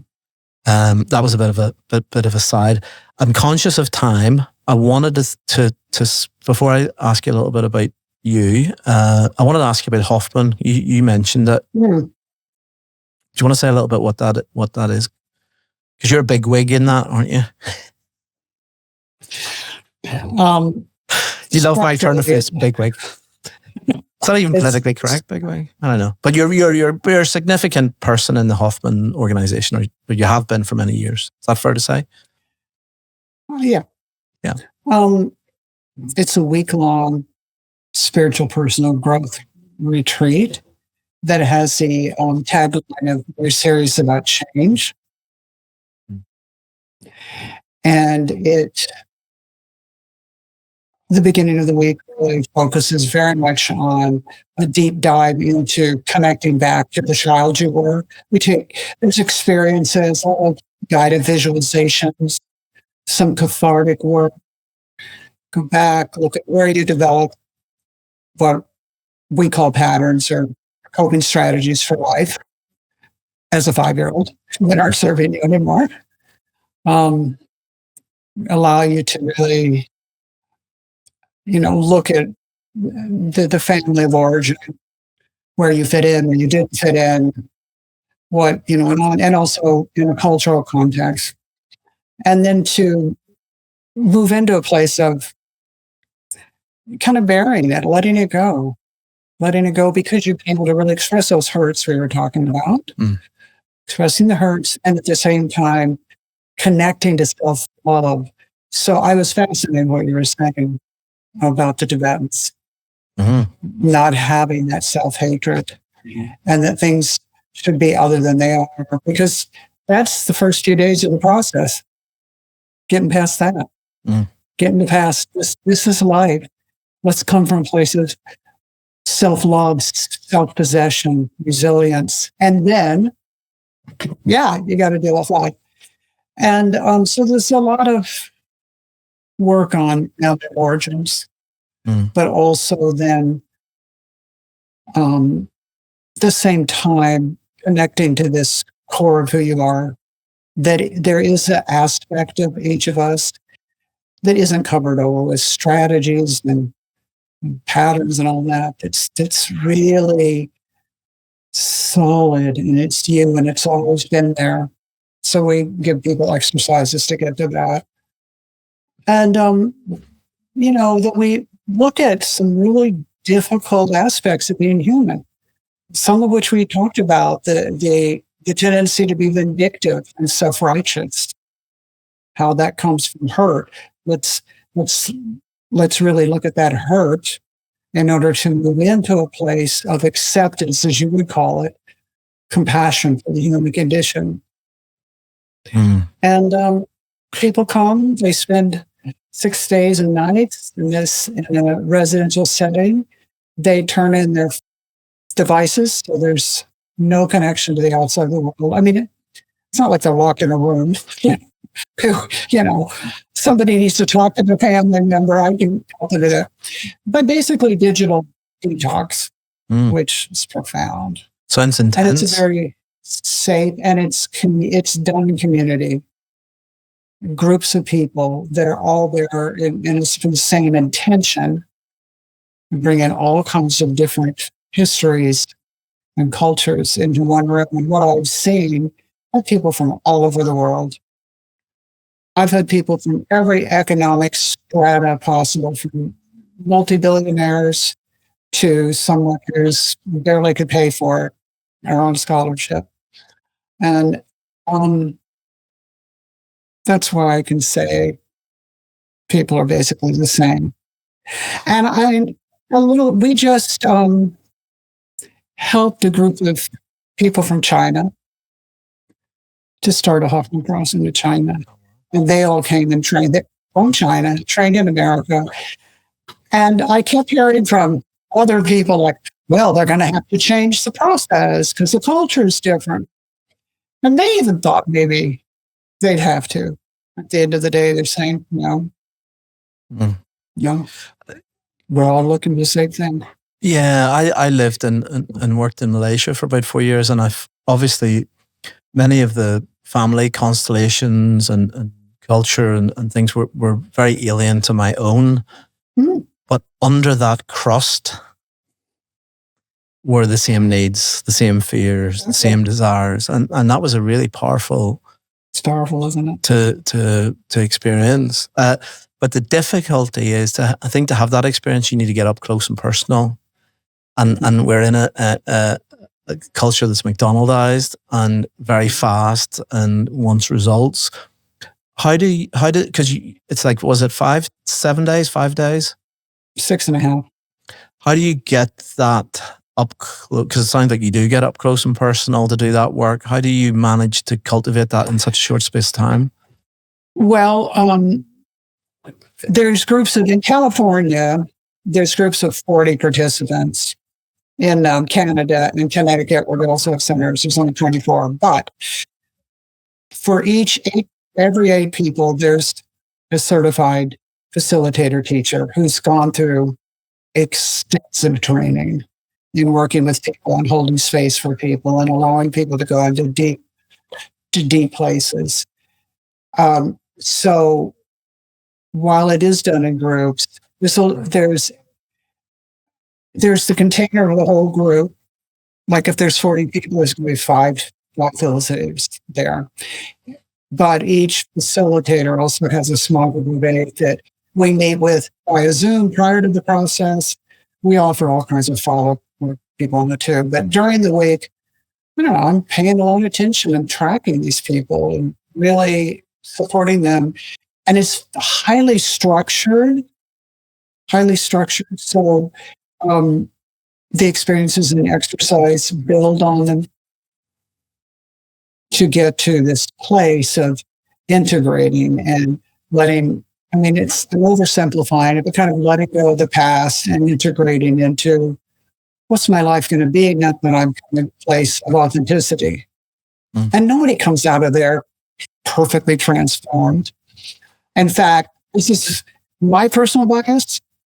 I think it's revelatory, it's initiatory, and a good starting place for therapy and other work that we'll keep you working at, just as we were talking about breathwork. And it's probably a difficult question. What would be the qualities you see in the people who really get the most out of it? What makes them different? Well, self-love, having dropped the self-hatred, and therefore not having to reject the self-hatred out on the world, a compassion for themselves and for others, for just being human. We're all in this together, doing the best we can kind of quality. A greater sense of responsibility for their own life. And a sense of having grown up, grown themselves up with love and compassion to be a resilient adult. So this is fascinating. So I've fixated a bit on trauma, but complex trauma, the most horrific things that have happened to people, it's never talking about that causes them the emotion. It's always the question, or and I'm paraphrasing, you give so much to people around you in your life, but you seem not to be able to love yourself or forgive yourself. It's like people they'll just, the depth of the pain comes up on that, not on what happened to them, but actually often the self-loathing is because of what happened to them, because I must have been a bad person for that, that to have happened. Yes. You're talking about something that's really central to a lot of things, but certainly the Hoffman process is, there's a point in the process where we get people the opportunity to look more closely at the shame that they're carrying, what they believe about themselves. That must be a big session. Yeah. Because, and again, critical, isn't it? It is critical. I'm riffing here, right?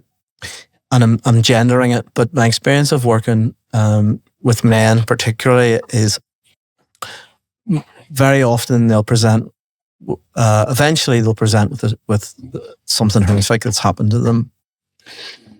And it's nearly like a diversion, because it'll take us another 6 months till they really talk about what has happened. And it's often so steeped in shame that it takes 6 months to even admit what is happening. And so many things, so many of the really complex things that I've witnessed over the decades and in different countries isn't talked about publicly. So in the UK at the minute, they're talking a lot about birth trauma.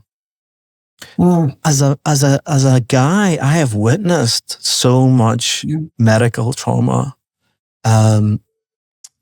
mutilation, all these different things, but the shame is so heavy that it's like a room within a room in a room to get to the point where people can talk about that. But some of the things that, like for instance, abuse of men by women, for instance, or within the family, that seems to carry a particular shame for the man, right? But the reason I went there, so I'm thinking, how do you get there in a week? If I'm talking about 6 months for someone to... Well, Michael, I recommend you come and find out for yourself. Yeah. It's pretty difficult to explain it. Okay. It's a lot to do with the really safe container. I think digital detox has a lot to do with it. It's a residential setting where you're beating all your meals are provided. You don't have to think about any of that stuff, where you're going to sleep, when you're going to sleep, what you're going to eat. So that helps. It's a set and setting. And then some tried and true experiential pieces based in some ancient teachings. I mean, Bob Hoffman was hanging out with the Stan Groff. He was hanging out with Claudio Naranjo, did the Enneagram audit. Bunch of those people in those days, the human potential movement. So he's took bits and pieces and just put it together brilliantly. But there's, it's shame. It's dealing with shame. It's dealing with vindictiveness. It's dealing with parental. People carry so much anger at their parents they don't admit. It's kind of embarrassing for all of us. Like, really, I'm 50 and I'm still pissed off at my parents. But what you're pissed off at is this mythical, internalized parent of your childhood. Like that human being, they're just doing what they do because of their generational trauma and damage and so forth. So I think the important piece, and it really comes down to it, is the way you can get to all that in a week is quickly connecting people to their own self-love, their own self-trust, to listen to their own voice that they've been trained out of. They've been told is bad and wrong. Yeah. And to distinguish between that deep, authentic voice or guidance and this sort of weird and conscious, it's not shadow, it's not Jungian shadow, but just this kind of outdated survival rhetoric we listen to. You're a bad person. You're not going to be weak if you do this. You shouldn't do that. You must be this or this or that. It's if you stop and listen to that voice, it's terrifying. And so we do a lot to teach people to quiet that and listen to the aspect of themselves that's authentic, and real. I know that does make a lot of sense. It makes a lot of sense. The word that popped up was bringing people to a place of wholeness. Yes. Yes. I've never seen anyone hold a room like you hold a room. And I've never seen anyone hold people in states of distress with such groundedness and compassion and love. You must be a big part of those groups just by your presence. My experience of you is I want to be a better person just by every time I meet you. I just want to be more and do more. And that's without you actually saying anything. That's just, I think you have a very, you've something, a combination of the work that you've done yourself and obviously your vast experience. But what are your plans? Because I know that aren't you pulling back a little bit? Do you want to say a little bit what you're going to do next? And actually, why should I be talking to you in the first place? I forgot to ask you that. Who do you think you are, and why would I if we even want to talk to you? Answer both those for us. I know why, but I don't think it. I don't know. Maybe you want to talk to me because I had the most amazing teachers. And I think I was so fortunate. I mean, you talk about that part about holding space. I learned from the best. Ronnie Lang was a lot of things. Hugh Crawford were a lot of things. But what they were deeply compassionate and fiercely compassionate. These were not always nice people. They knew when to bring the hammer down. They knew all that. And I lived in households in my 20s with people who otherwise might be in mental hospitals. I was chased around a room with an axe once. There was no medication. There were no padded rooms. There was no safety. The only safety I discovered early was to get into my authenticity, because nothing would get called out faster than inauthenticity, any arrogance, any way I was trying for self-protection. I had to get authentic, and I had to see shared humanity. Just sometimes to survive physically, that was rare. Mostly it was to survive psychologically, emotionally. And my future plans, why you should want to talk to you, I've done all that. I spent time with Ronnie Lang, and you like him. We have a lot in common. I have come back to Hoffman already. Just this week, I stepped down from being director, faculty, and all that. Handed that off to somebody else. I'm teaching far less of the week-longs. I think I'm doing 3 this year. And future plans are, this is the first time I've said yes to go and do something with you, because I have a little more time and freedom. I also have wonderful grandchildren, do a lot more than that.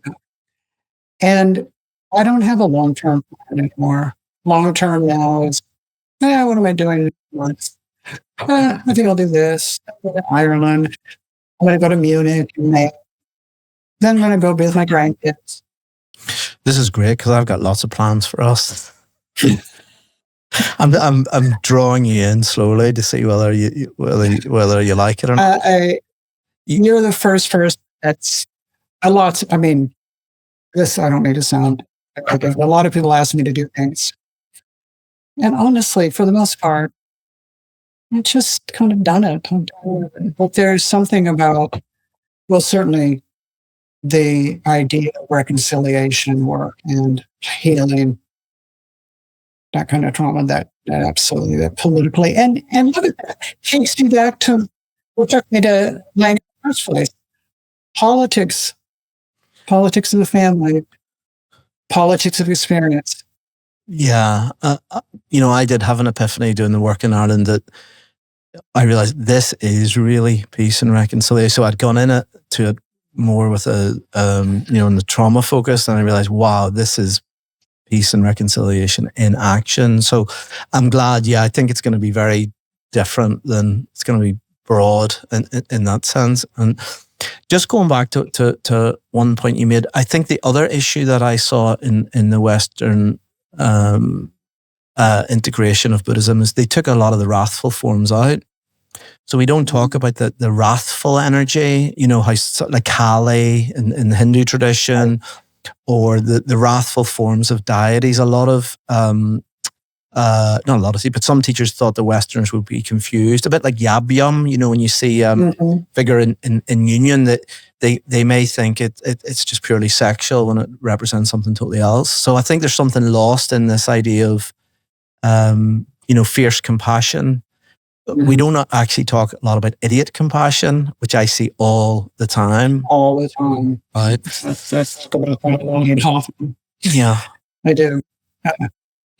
But fierce, Fierce. Kali, Durgas, I have a big Durga statue here.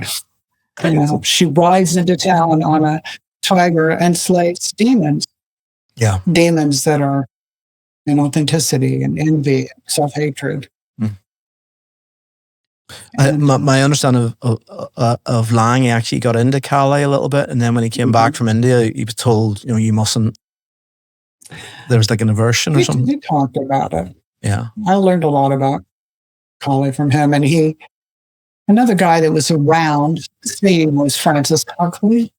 Oh, Huxley's son. Yeah. So he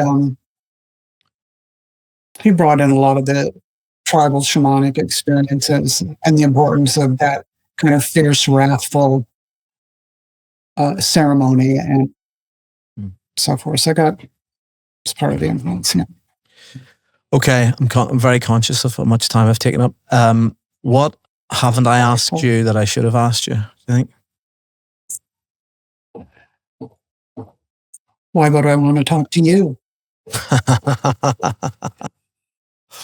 That's a great one. Well, I think the reason I am doing this is, and the whole psychophobia brand, Liberating Minds, is because after 20 years, I've come to the conclusion that the very systems that are meant to liberate people are actually making them dependent. From the psychiatrist, you talk about suffering, medicate suffering, therapize suffering. I was picking up on people talking about they were fearful of their own minds, and then that made me think: what are the systems that are meant to be liberating people doing if people are still afraid of their own experience? And then I realized that when I used to start off a session, I used to say to people that my job is to make myself redundant. I actually don't want to be a therapist. I just want to reduce pain. And then I realized through research, that's not what everybody else was doing.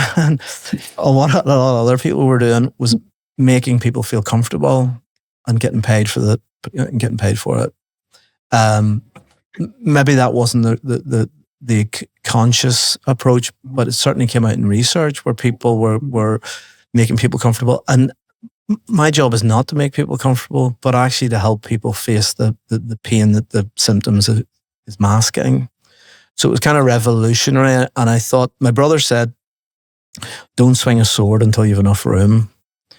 So I've waited 20 years before I've come out swinging. So the reason I wanted to talk to you is because I feel I'm in the lineage of R.D. Laing, very much yourself and Michael Thompson. And I feel that, I'm trying to carry on in many ways that tradition. One of the reasons I wanted to talk to you was really under the umbrella of alternatives, and you did that very beautifully. It's not necessarily all about talking therapy or about medication. There's movement, there's breath works, there's alternative states of consciousness that can bring us into a encounter with a less limited sense of self.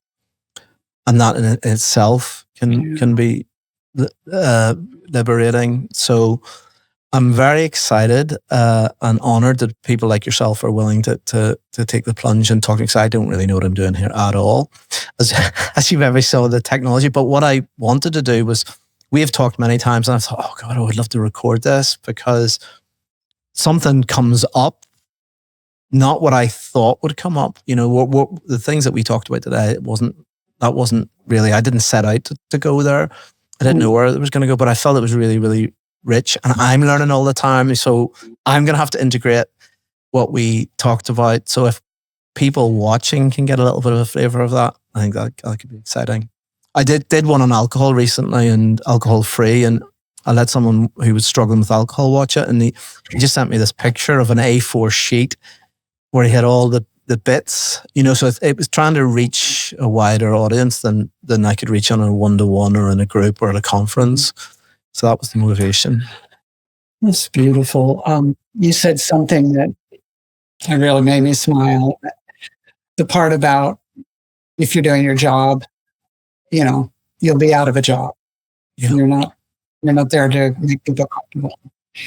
And I'll never forget, one of the most influential things anyone said to me was Hugh Crawford, when he said to me, look, if you do this well as a therapist or a teacher, two things will happen.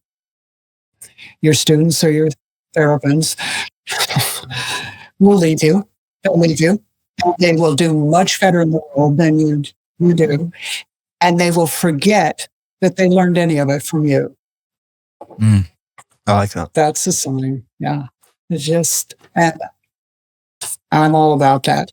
Let's get people out in the world that have embodied their own wisdom. Yeah, I love that. I think the change for me from what I got from that breathwork session was the profound understanding that people have the potential within them to heal themselves. Yes. And my job was to put them in touch with that. Mm-hmm. I'm not the healer. They're the healer. I'm the mirror to help them. Perhaps the destroyer in part of the self-hatred, but underneath the self-hatred is this well of potential to heal oneself. And that was a bit of a shift. And you used the word, to me, it's like authenticity. It's that, what can AI not do that we can do? It can't. I asked AI this, what's the difference? Authenticity, right? Because there's many things we share. One of them is we're going to die. This body is going to do whatever you think happens afterwards. That should be enough in common for us to go, whoa, we're going to, hey, let's just pause on that and connect on the depth of what that means. So thank you so much for coming on. Thank you, Michael. We'll Delightful. I could just keep going. I'm just conscious. I could just keep going. I wasn't anywhere near the end. I think that might be a 2-parter. If you're up for it. But thank you so much for your generosity of spirit and for giving it a bit of a bash. Thank you for yours. I just love talking to you and being with you. It's wonderful. Thank you, Michael.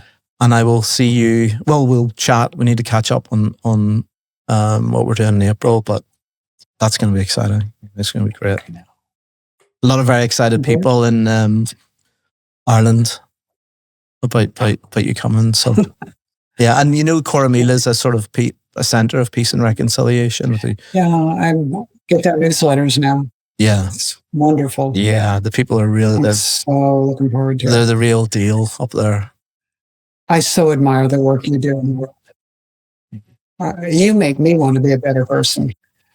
So at least we share that. Wonderful. Thank you so much. All right. Have a wonderful rest of your day. And you. Bye-bye. Bye for now.